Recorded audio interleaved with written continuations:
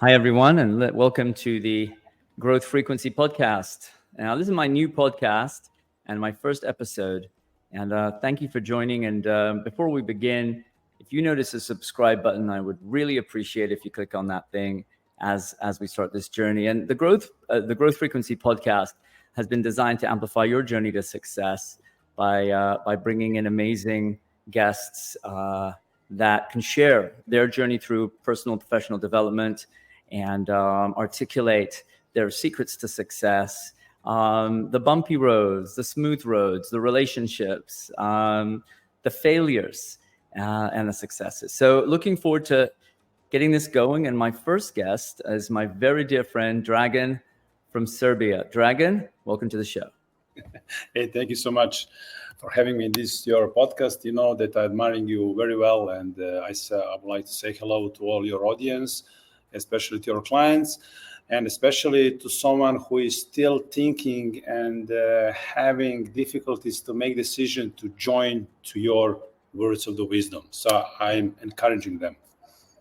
Appreciate it. Thanks so much. So Dragan, why don't you take a moment, just introduce yourself, tell the viewers, the listeners, who you are, where you're from, what you do, and then we'll kind of jump into a meaningful conversation. Well, just let me give you a quick intro about myself and about my CV. Well, I'm Dragan. I'm coming from Serbia. Actually, I run business in 3 countries, Serbia, Croatia, and Slovenia. I've been doing this business for more than almost 10 years. And when somebody asks me, what do you do for a living? It's very difficult for me to say I'm sales trainer. It's a little bit, you know what I mean? It's a little bit cheap. I would like to say more. I'm helping people to change their behaviors, their attitude, and I teach them how to think and talk differently. So I would say for myself, I change habits for people. Yeah. Yeah, I love the think differently. We're in the same type of business, and we talk a lot about helping people sell better and be more successful in business and entrepreneurship. And in the end of the day, I think it's really about the vocabulary, about how do we communicate more effectively. So, and Dragan, the reason I was hoping to invite you in as one of my first guests, we know each other for a few years, and you've been a huge, I'd say, inspiration for me. And I think both of us got into this business against all odds, with a strong belief that the world can be a better place if we help people just communicate more effectively and find their true selves. So happy to have you. Hey, you just mentioned I was a great inspiration for you. Do you know where does it come from? Inspiration, origin of the word. Go ahead. It comes from Latin. In spiritus, which means God inside of me. Yeah. In spiritus, God inside of me. So thank you so much for having me inside of you. Thank you. So let's talk a little bit about growth. And I'd say we're both in the sales performance business and leadership. And so I think my question to you is, these days when you look at the world and the type of efforts people are putting in to be more successful and grow, what does the world look like from your point of view? If you could just give me an idea of the type of people that you kind of come across in your region, those that are making more of an effort, those who are doing less of an effort, those who are finding it easier to make a commitment to be successful, and those that may be a little bit less. But I'd love to hear a little bit about what do you see out there when you're meeting your prospects, your clients, your friends, your community. Maybe I'm going to knock you down with my observing of outer world, but let me share something with you and your audience. What I saw last year when I took a trip with my daughter and with my family on the Florida International University, because our daughter wants to study Spanish in one of the American universities based in Florida. And at the entrance of the university, I saw on the ground the big seal of the university. It was a breakthrough for myself, and I would like to share with you. On the top of the triangle, as you can see, there is a stand spes, which means hope. On the one side of the corner, there was scientia, which means knowledge. On the opposite side of the corner was standing facultas, which means a chance. So what is my opinion? In order to have a chance to have a prospecting meeting with your prospect, I mean with someone who is brutally qualified, I need to be supported with the great knowledge, which means scientia. But knowledge doesn't mean anything if you are not supported with the hope. So what is the hope? Hope stands on the top of the triangle. Why? Because hope is a call from the future. What is the call from the future? It's the fuel energy which gives you a great motivation for today's surviving. Why? Because people hurt. People wants to hurt. People wants to put you down on your knees. So what have I found, James, in my 15 years of a sales trainer and sales coach, someone who is changing, let's say, someone's lives and behaviors? I haven't found that someone has a lack of the knowledge. No, knowledge is not it's important, but it's not entirely important. For me, I found that people has a lack of hope. They don't have a call from the future. My opinion is that the majority, number one problem, why salespeople don't fill the quota and their personal dreams and their personal home budget is only because of a lack of the hope. They don't know why they don't have a call from the future. When you have a call from the future, you have a reason to survive for today. And that's why you're going to be supported to learn a great knowledge, to create the great prospecting, qualifying chance. This is good. Call from the future. So two things. One, I'm a huge advocate with regards to becoming your future self now. And if anyone's ever read Benjamin Hardy's book about it, Be Your Future Self Now, it's awesome. So gotta ask you, Dragan, what is your future hope and what is your future self telling you? And how is your future self? And how, you know what? I'm going to take this a step back. How did you connect to your future self, knowing what you need to do today to be happier, calmer, more successful, physical, in body, mind, and spirit, so that you've learned to invest in yourself and enjoy life? Well, that's a good question. That's a pretty much good and deep question. It's not easy to give a straight answer in just a couple of sentences, but let me tell you something to you and to your audience. I hope so that you already know what I want to tell you. But anyway, most of us, actually, we live in the monetary capitalistic system. Okay.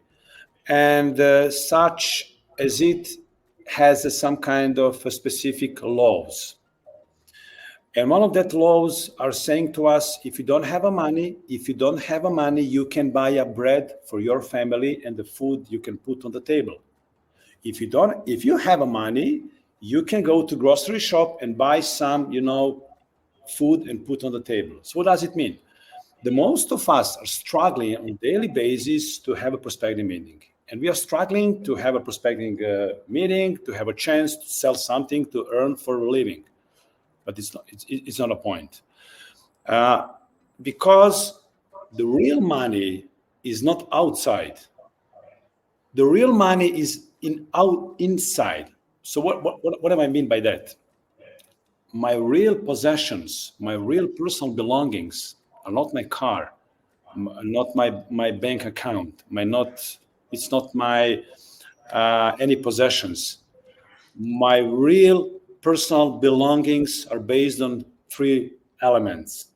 It is, hold on a second. It is spirit, mind, and body. This is truly my only possessions. Why? Because you cannot take away from me my mind, my body, and my spirit. You can take away from me my car, my bank account, my prospects, my clients, my house. Even you can take away from myself and my kids, of course. we can recall in the Second World War. But those three things you cannot take away from me. Why am I telling you this? Because spirit is in charge for conceiving. Why is the spirit on the top of the triangle? Not mind. Mind is in charge for thinking, but spirit is in charge for conceiving. I'm doing my spiritual beings. I'm taking my spiritual beings to overcome my reality. So I need to see myself, my future self. And that is the call from the future. Thinking is a charge for how to do something.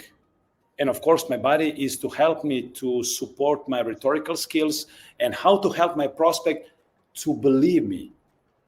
Only what they see on myself, they would like to see on themselves. So this is how I see the world, James. I couldn't agree more. And I love the body, mind, spirit analogy. And I think that today is, a lot of times you'll have people, especially in this very monetized and capitalistic and very kind of materialistic society, where they'll say, what's your most expensive possession, or what have you most invested in? How much real estate have you bought? What is your financial portfolio look like? And for the most part, I believe that the number one investment that we have is ourselves. It's our body, mind, and spirit. And so, with regards to growth, again, for the listeners out there, take a good look at what you're investing in yourself, how you're doing it consistently. And Napoleon Hill always said, anything the mind can conceive, the mind can achieve. And that also means being physically strong, being mentally fit, because if you're in sales and leadership and you are strong in body, mind, and spirit, then that does half of the job for you without you even having to take any action yet. So I do agree with that. So I got to ask you, what do you consider to be a measure of success in your world for you? Well, what am I considering as a measure of success? I would say the first measure of my success is to live my life according my values, my life values. It's not about money. It's all about my life values. This is my first measure of my success. The second measure of my success is, have I become a better person? My third measure of success is, am I helping others to become a better persons? My next measure of success is, am I helping other people to achieve their dreams? The law of the compensations, Ralph Waldo Emerson said, give to get. So the more I'm doing my business as a sales trainer and as someone who is, let's say, capable to impact other lives, I'm considering and I'm realizing that my measure of success is when someone said to me, Dragan, I did it. Thank you so much. Well, it's a pretty much immaterial measure of success, not than money, than houses, than yachts, than cars. It's not my measure of success. I tend to agree. But again, we're in a world where the social media is what drives people's mindset, and scrolling is what gives people a kick. So at the end of the day, I think it's all about us recognizing success and growth. So how do you recognize growth? I mean, how do you say, oh, here I am. I know that I'm closer to my future self, or how do you measure growth in your world? Is there a metric that you can measure? Is there something? Is it a behavior? What does it look like in your world? If you take a look on the BAT, behavioral triangle, behavioral technique, the way how I feel determines how I act. Well, this is typical. For me, the really measure of my growth is the opposite. So I don't want to be here according how I feel about myself. I would like to do the opposite. And for me, the measure of the growth is inner state of my mind, of my emotional being is, well, I feel I can. Because if I don't feel I cannot do it. So I need to, my first measure of my success in the growth is, yes, I feel I can do it. I don't know how, but it's not important in this moment, because if I feel I can, I'm going to be supported with my behaviors. Yes, I can do it. So my next measure of my growth is when I see and treat people on the same level.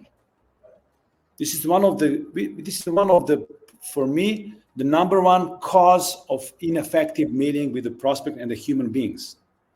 Because we don't see and we don't treat people on the same level. So For you're me, saying the most distinctive advantage on the market is not about your product, your service, your company, your brand name. For me, the most competitive advantage is how you see and how you treat other people. So you're telling me, you're talking about, and we talk about equal business stature, right? Making sure that the other side is perceiving you. You're talking to me about a reverse equal business stature. You're saying we have to make sure that we see others on the same level before they can see us on the same level and give us that level of relationship. Okay, let's pretend. Let's put an example. Let's pretend that we are in the role play situation, and you are an aggressive person. You are a dominant person. You are attacking me.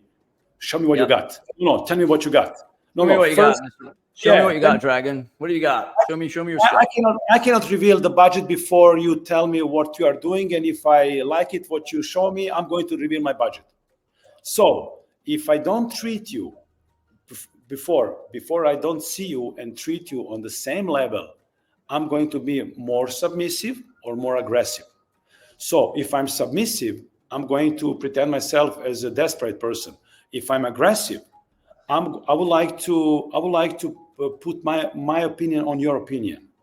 Yeah. But if I see you on the same level, I would say to myself, this person is aggressive. This person needs a help. I have to understand that person. It's like on the psychotherapy. It takes a lot of courage and knowledge and patience, and most of everything, James, it takes a love. You cannot sell to anybody if you don't love that person. If you ask me, well, I think we need to love ourselves first. I think that's the key. Of course, because we are in the people business, James. Which brings me back to the body, mind, and spirit. Where if you don't take care of body, mind, and spirit, it's very, very hard to love yourself and to feel comfortable in your own skin. And if we're not comfortable in our own skin, how on earth can we be comfortable communicating with a stranger? Let's pretend that we are comfortable in our skin. Let's pretend that we are comfortable in our skin. But if I don't have a wisdom, maybe that person attacks me because of the previous experience. Maybe he was wounded in some previous sales call with someone else. Yeah. I understand him. It's a give to get. What am I supposed to giving? Understanding, love, and hope. What am I going to get? Reward. What kind of reward? I trust you, Dragan. To earn a trust. This would be something, and again, I think we're going down to the human nature piece here. This is true for relationships. This is true for marriage. This is true for, I can imagine a lot of times with our spouses that sometimes, I might come back from work and, I've had a hard day and I might be a little bit more snappy to my wife. And I'll justify that by thinking to myself, well, I've had a rough day without being able to put myself in her shoes and understand that she's had a rough day too. And again, I think as human beings, what we tend to do is we tend to focus on ourselves and we tend to dismiss others with regards to their level of vulnerability and their level of, I'd say, consistent action, and put ourselves in a different position. And what you're saying is, you gotta be other focused no matter what. That is hard to learn. Well, if you remember, David Sandler usually told us, keep up just one antenna. Yeah, keep up just one antenna to receive info, not to giving info. It's very hard because we are emotionally involved in the prospecting call. We want to be seen as a smart people. Don't be smartest people in the room. Yeah. Always have your antenna up. Yeah. It's not easy. It's not easy to keep your emotion under control when someone attacks you, because your primitive brain sends you signals: defend yourself, defend your position. You're under the fire. You have to protect yourself. It's not easy. But actually, on the other side, we learn our clients to be vulnerable. And it's not easy, but only in your vulnerability you're going to be rewarded. Maybe you're going to be hurt. But this is our business, our job. Same stands for our... Yeah, I think vulnerability is key. And we know vulnerability equals courage. The word vulnerability is Latin for courage. Its root is Latin for courage. And with regards to, and if it's sales or leadership, with regards to actually being in control of our emotion, what do you find people struggle with the most today when it comes to that? And how would you recommend they overcome it? I know you wrote a book, and maybe this would be a good opportunity for us to talk a little about the book you wrote and how that translates. Because I think at the end of the day, business, sales, anything to do with growing revenue, entrepreneurship, I think most roles these days that are involved in growth, there is a level of emotional hook. And so what are your thoughts? Well, when Usain Bolt was asked, what is your best time on the 100 meters sprint, he said 20 years. So why am I telling you this? Because people want to master skills in 2 days. It's impossible. It's impossible. And I'm going to repeat third. It's impossible. Why? Because my primitive behaviors was recorded by my age of 5. Period. Yeah. Period. We cannot change our tapes in 2 days. Impossible. Okay. So the biggest question I'm asking to myself, and when I do with my clients, when they feel inside of themselves the question, do I feel I deserve? This is the great one, introspective question. And when they feel they deserve, they actually entering into the crashing their comfort zones. If I don't feel that I don't deserve, I cannot help you. Yeah. Because your comfort zone still has you in some kind of prison.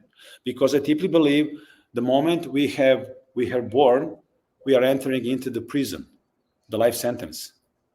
Why? Because of our parents' tapes and programming. Yeah. The moment I take responsibility, giving response for our lives, that was the moment I becoming a truly free man. It's not easy. But the moment when you ask yourself, do I believe I deserve? Well, actually, I believe I deserve a better life, better future for me and for myself, for my family. Actually, James, we are not teaching our clients to sell better. We are teaching them how to have a better life.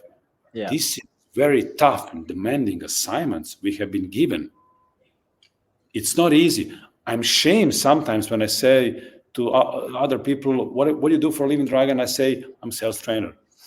I cannot recognize myself in that role. I would say I have been given from the top, I have been given to gift, to work with people. It's not easy because people want to hurt you, suck your energy, to fuel your energy. In spite of that, I'm keep walking, as Johnny Walker said. Okay, the essential question, do you believe that you deserve? If you believe that you deserve, you don't know how. Come to me, my brother. Let me show you. We can do it together. Yeah.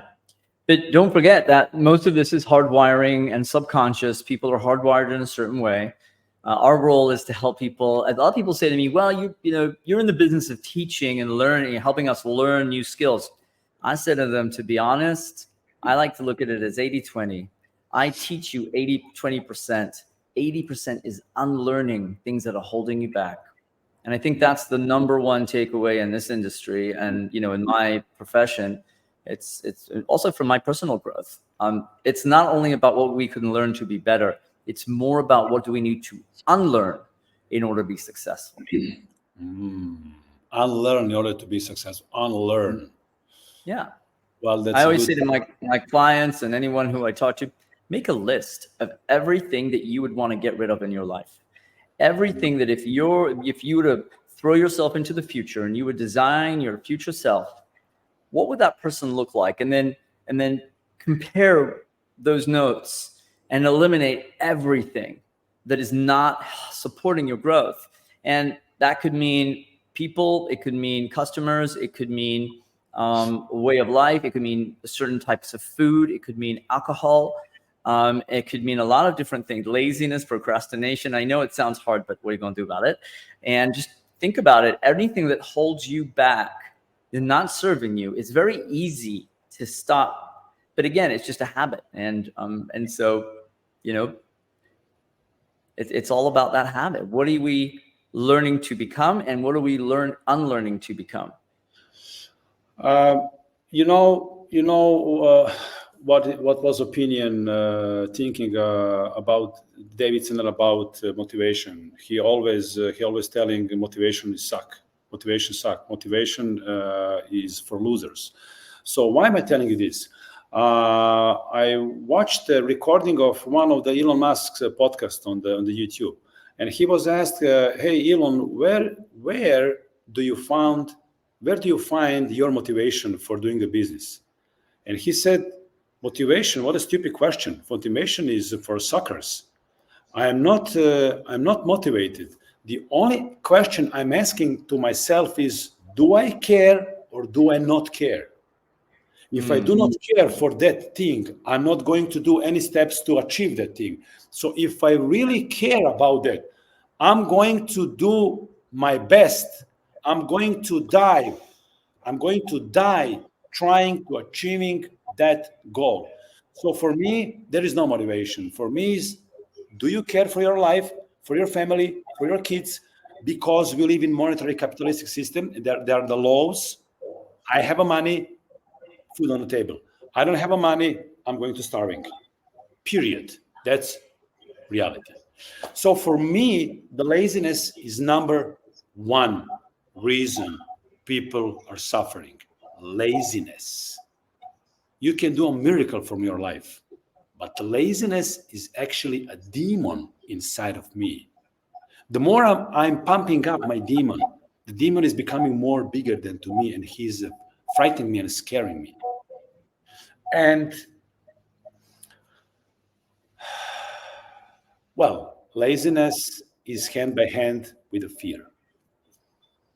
Yeah, I always say habits over to motivation, systems over goals. Very simple. Yes, That's I like it. That's all. And absolutely. I don't know anyone that's upset because they work out, or anyone that's upset because they've been sober. I've never met anyone that said to me, "Oh, I was a terrible thing to do to be sober." No one's ever said that, ever. Or it's like, "Oh, I've worked out. Oh, that was a terrible idea." Like, come on. And it all starts with how in body, mind, and spirit. If we're not feeding body, mind, and spirit, then when we show up, we will always take a step back instead of taking a step forward. And I think that's really what it's all about from a hard wiring perspective. It's just getting that wiring in place. As Joe Dispenza says, your neurons that are firing their wiring, and how do we wire what's necessary and unwire what's not necessary. And I think laziness is the number one reason that we're not successful in anything. Well, said correct. but if you take a look, carefully, learn to sell, how to sell, to better qualify, to have a prospecting meeting with a better chance to close the deal. It's not point. It's just a tool and the way how to make my life on the lifestyle. So what is the lifestyle? Lifestyle is not to have 2 yachts and 5 houses on the coast. It's not the lifestyle. For somebody, yes. But the lifestyle is more about my way of living. So what is your way? Feeling good. Oh, feeling good. I think the number one measurement of lifestyle is to feel awesome. If you feel awesome and you can feel it in your body, that is something that is worth more than money. You can't buy that. You can't buy a good feeling. It's impossible. And that is something that we can learn to feel. And again, this is science.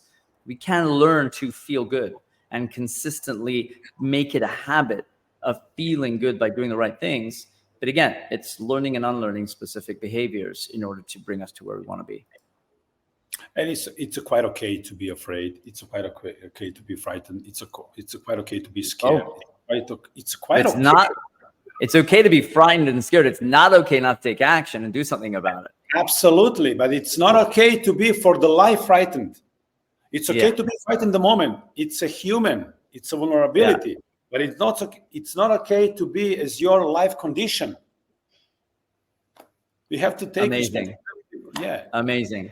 Yeah. So we haven't really talked, and you and I, we all do a ton of different stuff and podcasts and stuff, and we always talk about technique and all this stuff. And this has been a fun conversation because this is really about getting into the mindset of strong growth individuals, entrepreneurs, sellers, business people, leaders, and so on. And coming towards the end of the podcast, I'd like to ask you just a few questions with regards to, because you're probably one of the most successful people in your region, and you are, I mean, I'm going to say this very humbly, a rock star, and you lead change. You are the go-to person for the top leaders in your region with regards to them solving their problems, becoming better leaders, better salespeople, and better business people. But I'd like to ask you, what is a habit that you've changed? What's something that you've maybe unlearned that has held you back, and you taught yourself to unlearn it? Yeah, that's pretty much uncovering questions. It's not easy. It's not easy to tell to the audience. But anyway, it's about growth, isn't it? Growth. Whatever doesn't grow dies. For myself, and I would like the many of your audience, recognize themselves in my answer. I'm a very emotional person. So emotions pretty much lead me over the day. So it can take me to someone who is unorganized. And I need to invest a lot of energy to follow my daily calendar. So the one behavior I would like to see myself on the next level is to be more organized. When I say something that is going to be done, it has to be done. This is my biggest challenge inside of me, because I like to be liked. I live for the camera. I like to be on the stage. But of course, I'm a trainer too, so I need to, with my example, show my clients how to change and how to conquer yourself. So yeah, the number one, let's say, behavior I would like to rule more or conquer myself on the next level would be more disciplined in daily behavior. To be honest. I love it. Yeah. Okay. And if you could ask my next guest, now you don't know who my next guest is going to be, but if you could ask my next guest any question, what question would you ask? Wow. What is your hope? I'm going to write this down. What is your hope? And what is your hope? And what is your biggest demon? What is your hope? Right. And biggest demon? Yeah. Well, then I'm going to ask you, Dragan, what is your hope and what is your biggest? Come on, you catch me. Oh my God, what is my hope? Oh my God, let me tell you something. What is my hope? My hope is unique, truly unconditional love.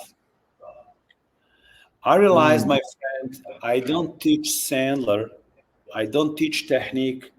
Well, I teach some kind of correction and changing behavior, but in deeper side of my being, I teach people how to love. And yeah, I would say unconditional love, faith. I am looking forward to every single day. I'm looking forward to every single morning. I have opportunity to open my eyes, to take a first breath consciously, and to say to myself, it's going to be a beautiful day.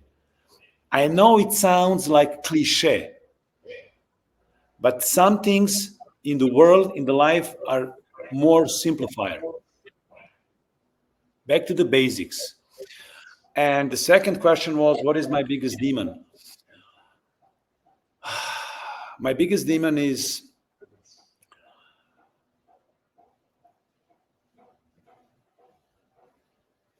that's pretty much a hard question. Well, you asked it, so Yeah. Of course, it's a difficult question. My biggest demon is to be being tempted and to fail on temptation.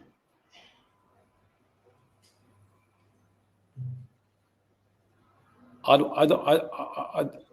wouldn't be disappointed in myself, in my character, in my moral, in my ethical values of my life. That's my biggest demon. Okay, to not be embarrassed in front of my prospects and clients who are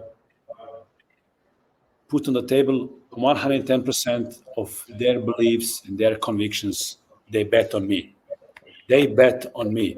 My biggest demon to don't let them down. That's it.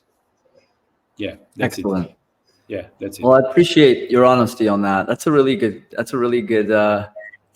answer. I mean, it's vulnerable and truthful, and I think it just shows that we're all human. If you just curious, I'm wondering, you talk about body, mind, and spirit. What do you do for body, mind, and spirit? Do you work out? Do you journal? What do you do? Well, I'm doing workout every single morning. Yes, I have a constantly my weight for years ago in the past. About mind, I'm listening podcasts too much. Pretty much, I'm reading a lot. I'm doing on my on behavior at the journal. I like to journal. I'm writing a second book. And regarding my mind, I mean by spirit, I'm conceiving a lot. Maybe if you remember on the previous conference, I ran a presentation from zero to hero. And if I remember, in my early ages of my youth, I was conceiving to drive Corvette, to visit New York City, and to have a job on very ordinary basis. And by the years, I achieved all those three things. So I'm conceiving a lot during the day. It's fuel for my life and for my hope. That's incredible. Well, first of all, congratulations on your success. Thank you for joining us. And just mention your book. You mentioned you're writing a second book. What was your first book? Yeah, my first book, this is Serbian language. I'm going to translate in English, which means feeding your ego or your family. Hard choice, isn't it? I explain in this book some story about between me and David Sandler. Of course, this is imaginary story, but I put some of my wisdoms regarding headlines. The most of the people wants to be liked, wants to be loved, but don't try to feed those emotions on the prospecting meeting, because in the many cases you're going to be rejected. You're not going to enter the prospecting meeting with the prospect with the full stomach with these needs. You're going to be still hungry. So don't be liked, don't be loved on the prospecting meeting, and do your best. Do qualification. Yeah. Yeah. So feed your ego or feed your family. The choice is yours. Yeah. Dragan, thank you for being my guest. You're amazing, and I'm very grateful for our friendship. And I look forward to your ongoing success. Yeah. Thank you so much. Thank you so much, and thank you for having you in my life. I'm very happy because I have you as my good friend, my senior good friend, and more than that, say hello to your clients, to your audience, and God bless you. Keep walking. Excellent, thank you. And to the listeners and viewers, thank you for tuning in. This has been the first episode. I look forward to bringing you more amazing, incredible, and fun guests. So please click the subscribe button, so that will help support our efforts to actually bring you amazing episodes. I look forward to the next episode, and till then, whatever you do, make sure you're doing it for the right reasons. All the best.